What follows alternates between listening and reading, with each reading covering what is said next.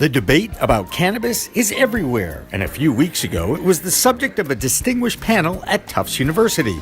That's where we found Jessica Bartlett from the Boston Business Journal. Her beat, the emerging cannabis industry in Massachusetts. Our conversation is next on In the Weeds with Jimmy Young.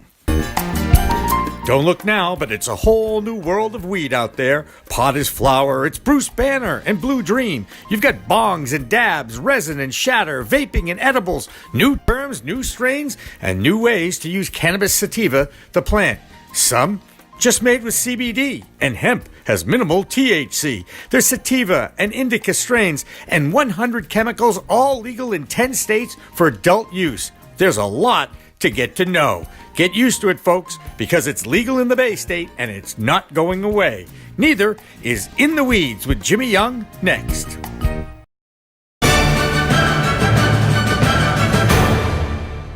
Revolutionary Clinics is just one of 49 medical cannabis dispensaries in Massachusetts, but there's a reason why it's one of the most popular. It's their patient-first philosophy.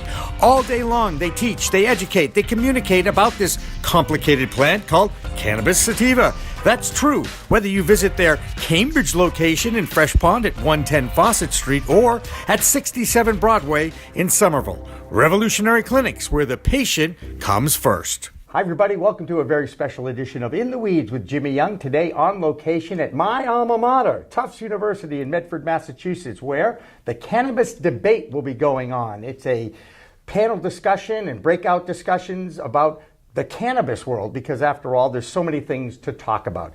Joining me today here in a classroom at Tufts University, and I don't think I ever took a class in this room, I just want to say, is Jessica Bartlett from the Boston Business Journal. She's a native of Duxbury, Massachusetts, and she's joined me here to kind of keep an eye on what's going on, not only in the cannabis world, but here at the cannabis debate at Tufts University. Once again, a reminder that this podcast is available on the CMN, or the Cannabis Multimedia Network. Go to cmn.com.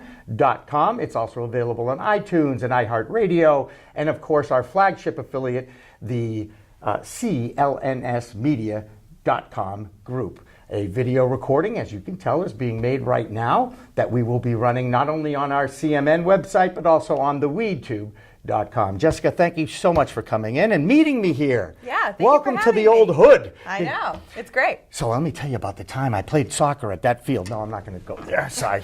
Appreciate Memories. it. Oh my goodness gracious. I've had some great memories here, best 4 years of my life, and I just can't believe I'm here at Tufts talking about legal cannabis. Yeah.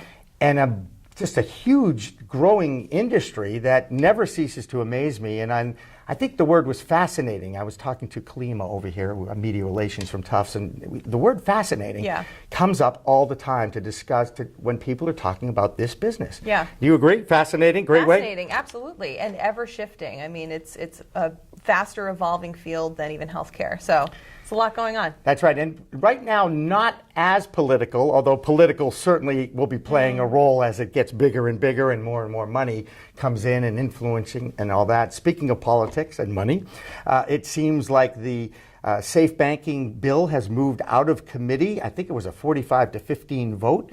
And now I think the next step is to take it to the full House for a vote. Isn't that how it works in America? Yeah, that's my understanding. I mean, there's still a number of steps it has to clear before this becomes law, but it's an incredible first step and a promising first step in solving what has been a very prominent problem for the industry. They have no place to bank. Right. Well, and the problem is that some banks have entered into this space, but the number of banks is quite low, and they're also being very quiet about it because there's still that fear the federal government could come in and seize all of their assets if they are doing business with banks. And I'm sure you're familiar with the Century Bank Group. Yes. Is one of the few banks in Massachusetts that actually accepted medical, I don't like to use the M word, cannabis operations.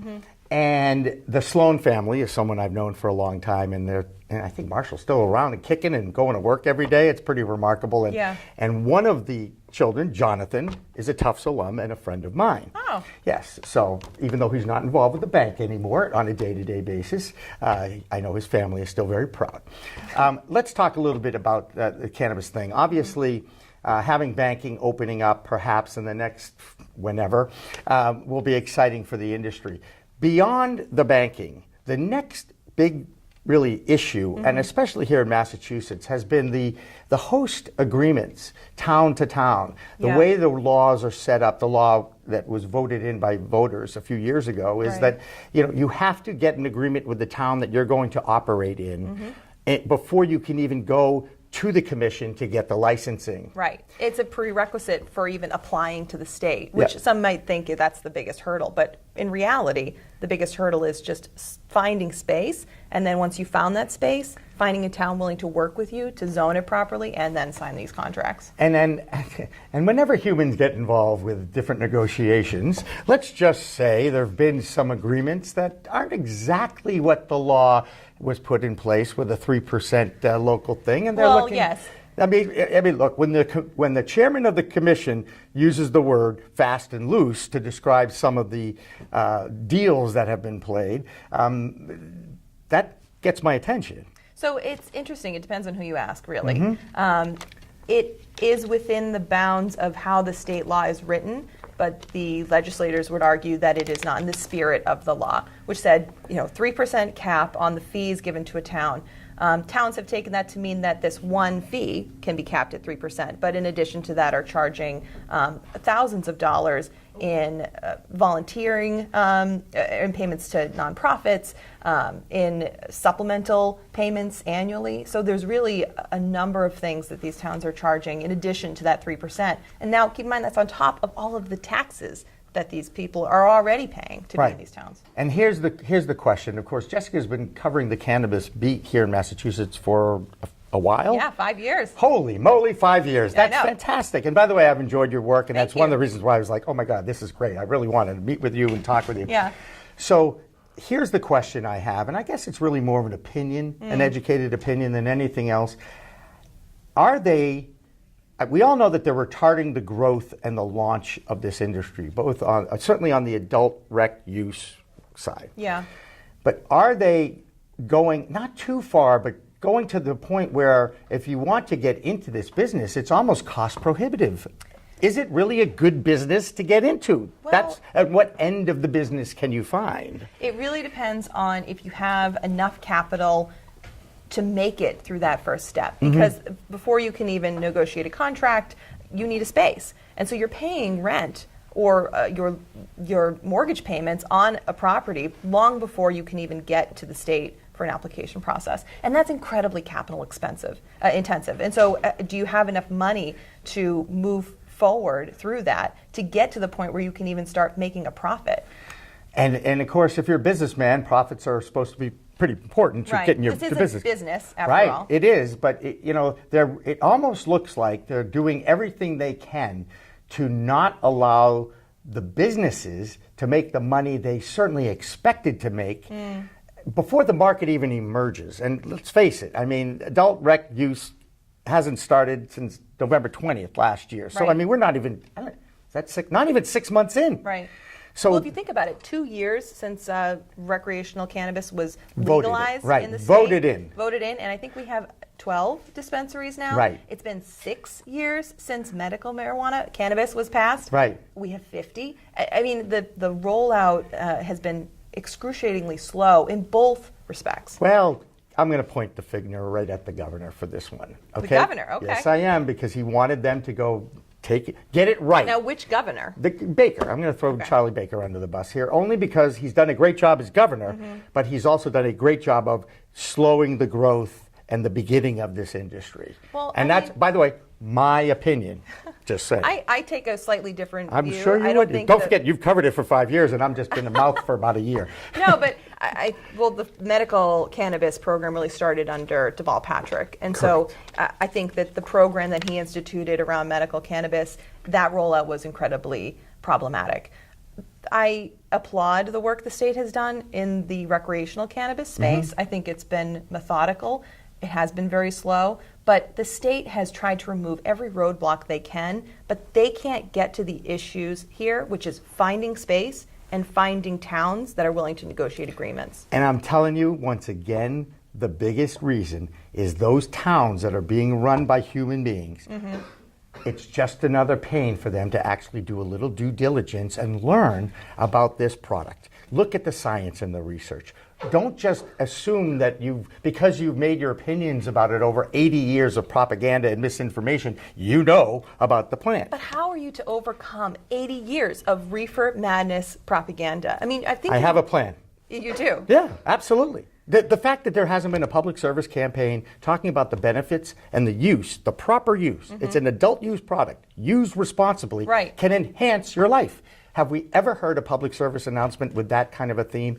No. And I point the finger at the Department of Public Health, who put back a very rude email to me yesterday when I asked about it. I was like, they pushed it right over to the Cannabis Commission. Nobody wants to take responsibility. Well, the Department of Public Health doesn't have oversight of this anymore. But it's a public health issue. It is, but they have relegated all of because these nobody things wants to deal with it. control. I understand, and maybe that's a form of respect. Maybe it's a form of bureaucracy. Okay, all of those things.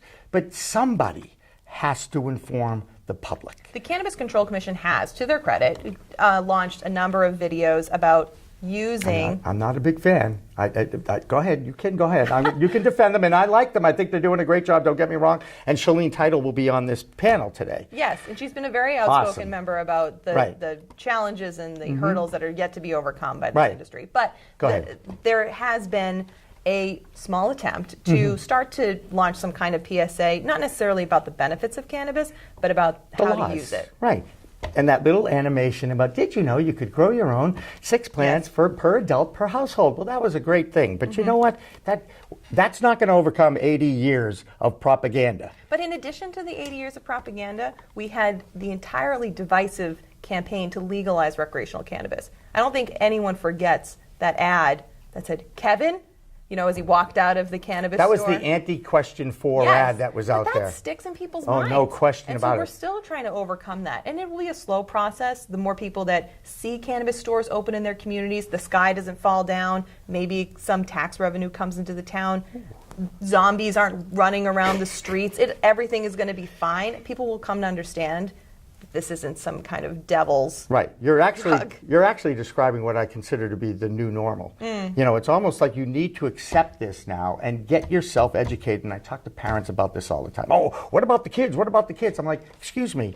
You have to talk to your kids. If you're a parent, guess what? That's a lifetime contract that you sign up to give unconditional love to your child. And you better be willing to talk to them about the things that they're going to know about before you know about it. But here's the problem. Go ahead. There's quite a few problems. There are. But go ahead. But in this particular instance, I think the problem is that the research on cannabis is minimal because the hurdles to even getting those plants to researchers have been insurmountable. These people receive federal dollars. It's a federally Schedule I drug. They cannot do the research that would even prove that this isn't a problematic drug.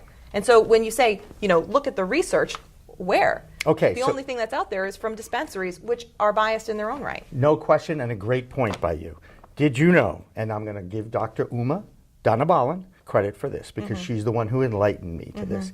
There's been a ton of research about this drug. 29,000 studies by the substance abuse groups that get money have been done on cannabis. And what are they looking for? The negative effects of the drug, not the positive effects. And when you are doing a survey or a study, and that's what you're looking for, and you don't get your results, you're going to keep trying to do it. And that's why there's been 29,000 studies on cannabis and the side effects, and is it addictive, and how much, and all this. 895 on opioids. That's an incredible difference. And why? Because for years, as we know, cannabis has been an illegal substance. And they're looking for reasons to put that, this is your brain on drugs, put the fear on you that you can't survive and you're going to become a demon if you start using this product. But this isn't a problem relegated to cannabis. I mean, this is a problem 100%. With psychedelics, which are also getting a day in the sun to become a medical... about psilocybin. Yes.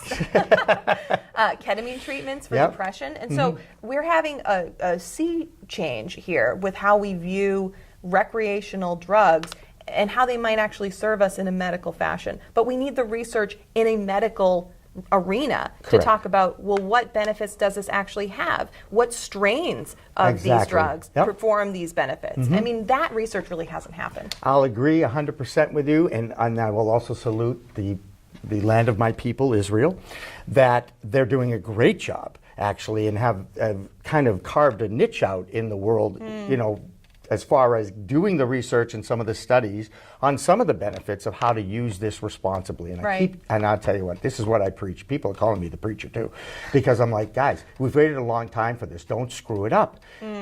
It's an adult use product. Just like alcohol, you need to learn how to use it responsibly. That's why they make it over 21, for crying out loud. And that's why parents have to be comfortable talking to their children about the dangers of alcohol, of cannabis. Oh, that little drug that all of us are pretty much addicted to every morning when we have our coffee. Caffeine and nicotine are two far more addictive drugs than both of those adult use fun ones that we're talking about now. So again, I tend to preach a little bit, and I get frustrated. I'm very passionate about this. No, and that level of passion is what's really carried this industry forward up till now, because there's been so many things to overcome that you needed that fervor in order to even get this far. Well, fervor's my middle name, so that works out pretty well. I think at this point I'm having a lot of fun meeting some great people like yourselves to talk about this. And of course, a forum like Tufts is putting on today, with all the little academics, and I love people with letters after their names. You know what I mean? PhD, Me too. MBA. Mainly because I'm jealous. But Right. Well, mine, I guess the letters after my name, besides the BA, Tufts University, 1979, a little THC, a little bit of this and that, let's just say. But I also want people to understand that I was able to be a functioning adult for a long time as a user, and did take 10 full years off, completely sober. When I was working at New England Cable News from 1992 to 1998, full-time, having my own show, every show was straight. I want to make sure people understand that, just because they all think, oh, that's that guy, oh, he's a user, he doesn't, because he's trying to, no. But it wouldn't matter even if you had been using cannabis. I would have been as entertaining as I certainly was. I don't know if my ratings would have increased or decreased, but if you're I did my job, by the way. Yeah, that's what I did. I think there's a misconception too that people who are using cannabis are using it 24/7, and that's not the case. No, it is not. In fact, a lot of C-level people I know, I'm not going to name them, use it at night, just like I do, medicinally. I have a card. I have horrific arthritis. They're kind of gross. I'm sorry to show them, but it shows you that I've got chronic pain. I live in chronic pain. And that was even before I got hit at a red light a couple of weeks ago. So again, it has its uses. For those that suffer from insomnia, it has helped so many people sleep through the night. And I don't know if you know anyone, perhaps a little older than you, that has issues with sleeping, because as you get older, more and more people have trouble with sleeping. And this is a great way to actually help you sleep through the night. Well, I've heard, people my own age and people older than me using not just cannabis, but CBD in order to sleep better. Again, the science behind that it's all anecdotal. It's all these people saying, I've taken this and it has helped tremendously, but we need the science to back it up. I agree 100% with you. The more science you have, the more weapons you have to counter any argument that's out there. It's actually one of the reasons why I'm excited to hear the debate, because I really think I can make a case for anybody who comes at me with anything and explain it to them. Granted, I don't know what my frontal lobe of my brain is up to, okay, or what effects it's had. All I know is I've had an amazing life, a really good career, and now I believe so much in this cause, to having the opportunity to tell the stories of the industry through the industry's words, through the media who have covered it so well. And that gets me so excited that this is going to happen now, and I'm in it. Well, you're going to have to be in it for a time longer, because there's still a lot to do. There's still a lot of problems. We still have a very nascent industry here. Absolutely. And really and truly, everybody we're talking 3 to 5 years at least until we may see it erased from the federal. What I'd like to see is it get descheduled, because it does not belong aside as a Schedule I drug. Because even the government admits that there is some medicinal value to this, because they granted a CBD patent to Canalife, which is a company controlled by the National Institute of Health. So they're a little hypocritical here. Well, I think, though, that the Safe Banking Act is a telltale sign that the federal government is not ready to descheduleize cannabis, because they're taking this baby step in order to allow a segment of the industry to work with cannabis, but aren't taking the whole scale step that's needed. Is this the same government that passed the Farm Bill that allowed farmers to grow hemp in order to produce CBD, but they didn't really figure out exactly what that meant? Right. To the point where when the FDA commissioner leaves, right, he's like, well, I'm not going to have to deal with this. Let the guy behind me deal with it now. And even the legislators are now looking for guidance on, okay, so like, what is going to be the law? But I don't think that we can shift all the blame onto our federal legislators. Oh, no, but they're as easy. well. It's like the media. Well, Right? They're easy targets. Yes, easy targets. They're Maybe easy that's targets. why I empathize so Exactly much. right. But if you even look at our own state, Yes. we could not legalize recreational cannabis on our own. It took a ballot initiative. Correct. Because And New there's Jersey just went through the same thing. Yes, and it failed. I mean, Correct. my focus is on Massachusetts, but It's still education, Jessica. It really is. If they read your articles for the last 5 years, they'd learn. you should subscribe. Sorry, please do. And you can do that online, too. You can, yes. Yes, and that's the important thing. because bizjournals.com/Boston. We were talking about holding the newspaper yesterday on the Behind the Media Yeah. podcast with Dan Lothian and how much we enjoy it. Now, Dan is plus 50. I am plus 60. And so there's something about that, growing up, holding the Globe Sports page every single morning of my life. And still do, by the way, although it's now on my phone as opposed to in a paper product, but I do get the Sunday paper delivered because I really do enjoy holding a book, holding a magazine. By the way, when's the last time anybody your age or younger, you actually saw them holding a magazine or a newspaper?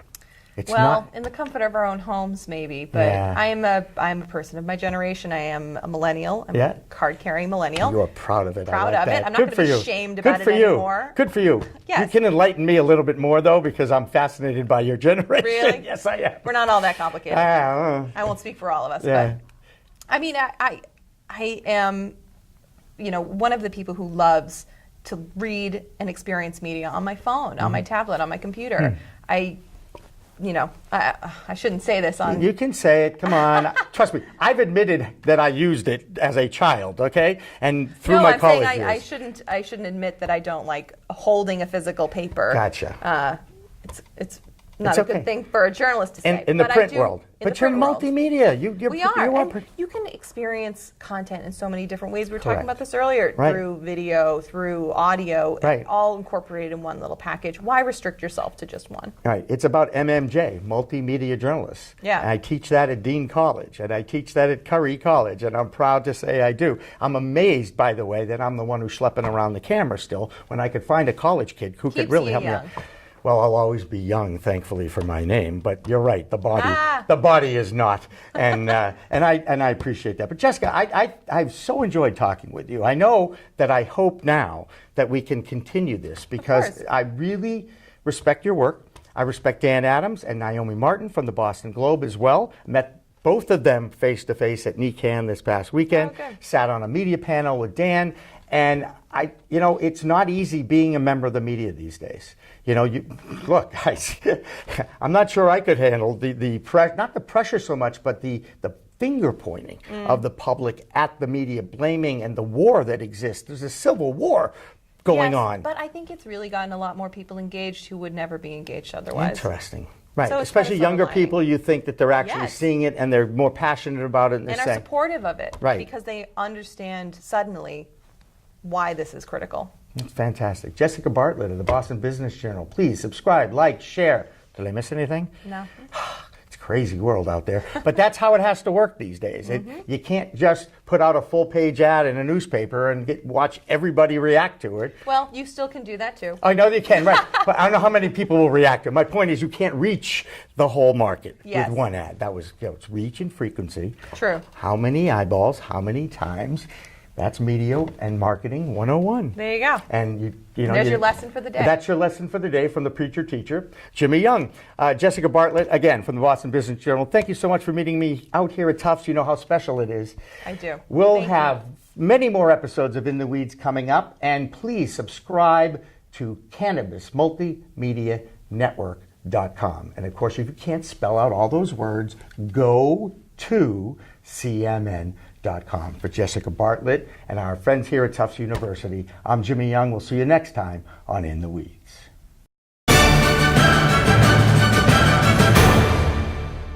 Revolutionary Clinics is just one of 49 medical cannabis dispensaries in Massachusetts, but there's a reason why it's one of the most popular. It's their patient-first philosophy. All day long, they teach, they educate, they communicate about this complicated plant called cannabis sativa. That's true whether you visit their Cambridge location in Fresh Pond at 110 Fawcett Street or at 67 Broadway in Somerville. Revolutionary Clinics, where the patient comes first.